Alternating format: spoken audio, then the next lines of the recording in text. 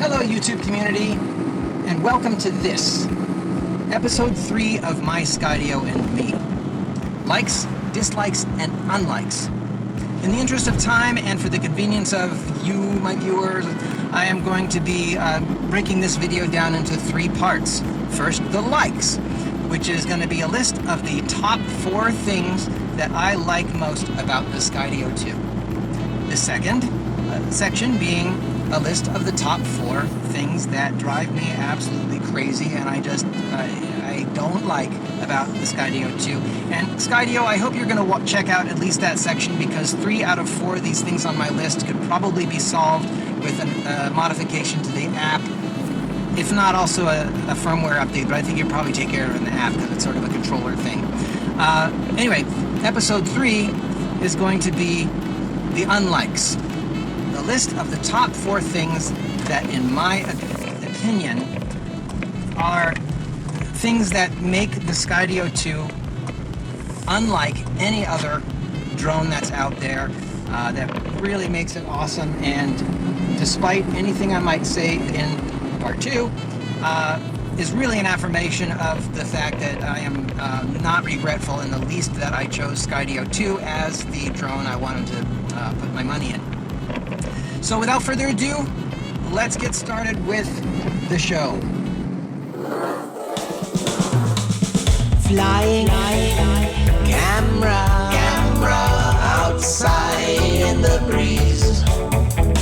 We're bobbing, and dodging round everything with ease.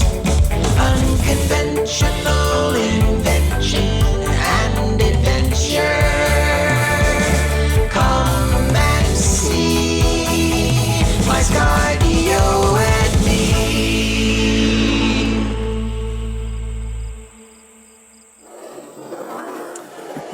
Okay, looks like I'm going to be doing this list somewhat in the car because the audio is really good. It's a little breezy out there, and I think that you can hear me quite well. Number 4 on my list of things that I like most about the Skydio 2 is the reliability of the return to home function. For those who don't know, a return to home is a function of built into a lot of different drones that is like a fail-safe. If for any reason the contact with the controller from the drone is broken, then the drone will return to a home point or a designated place autonomously, so that you don't lose the drone. It's also very handy if you're out flying around and for whatever reason you kind of get disoriented on exactly where your drone is. You can hit return home, and at least in the Skydio, it will do its damnedest to navigate its way back to you, even if it's in the forest. It has fantastic obstacle avoidance, and it has onboard artificial intelligence, and it will find its way back to you, or at least try really, really hard to try, and that makes me feel a lot better. Also, return home is good if you're just too lazy to hold the sticks yourself. I like knowing that my Skydio will return, even, regardless of where it is. If it's blocked, doesn't matter, it will try to find a way to get to you. Love that. All right, number 3 on my list of my top 4 things that I like most about the Skydio 2 is the fact that the obstacle avoidance and artificial intelligence is active all the time the Skydio is flying. Some professionals say, well, you're not really controlling the drone then. And that's a bunch of crap. When I have the controller, I'm steering the thing, I'm telling it where to go or whatever, but the bottom, I don't care who you are, your drone, if it has a brain, has a better sense of its immediate surroundings than the pilot, who might not even be nearby.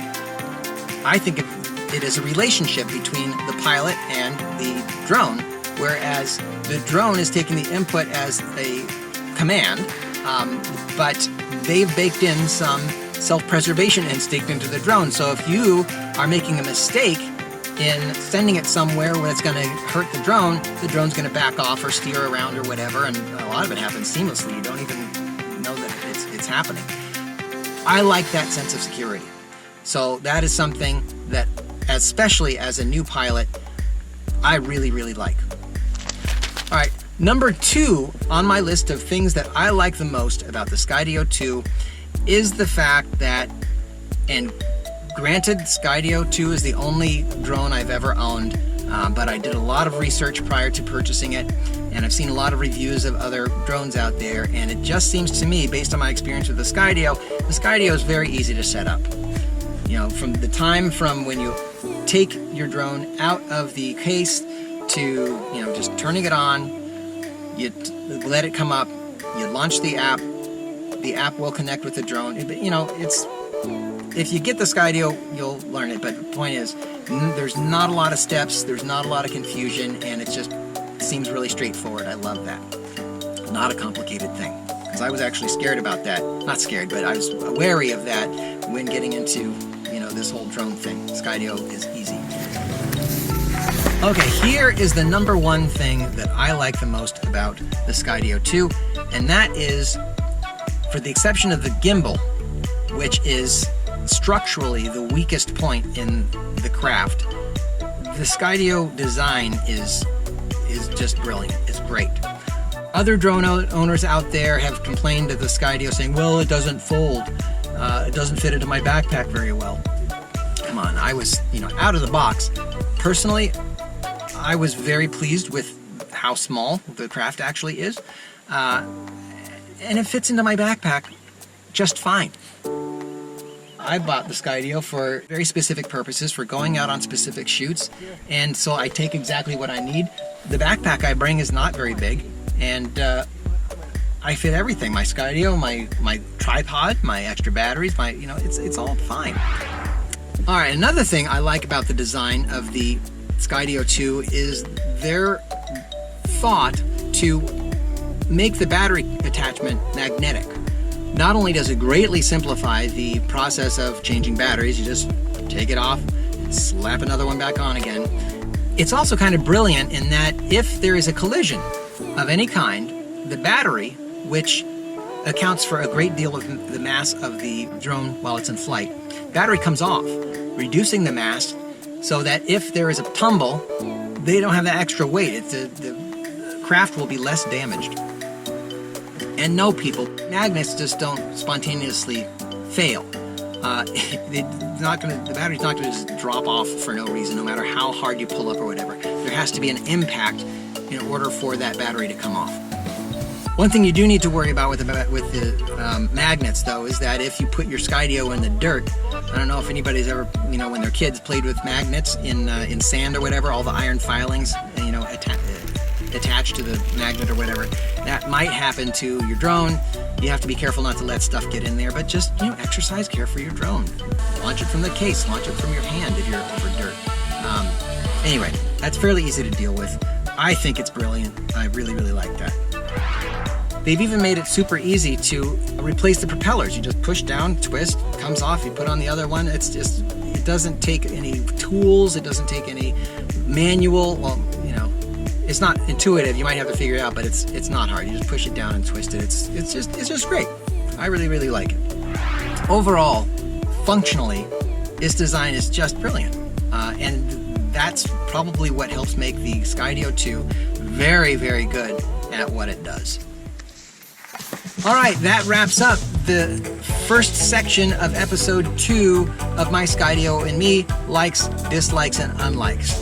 If you likes this type of information and want to encourage me to actually keep up with these things, please consider hitting the like button. I really appreciate it. And if you are interested in seeing the next couple sections and or any of my other things that I post going forward, consider subscribing. I think that'd be awesome. But until then, fly safe. Thank you for tuning in, and I'll see you next time.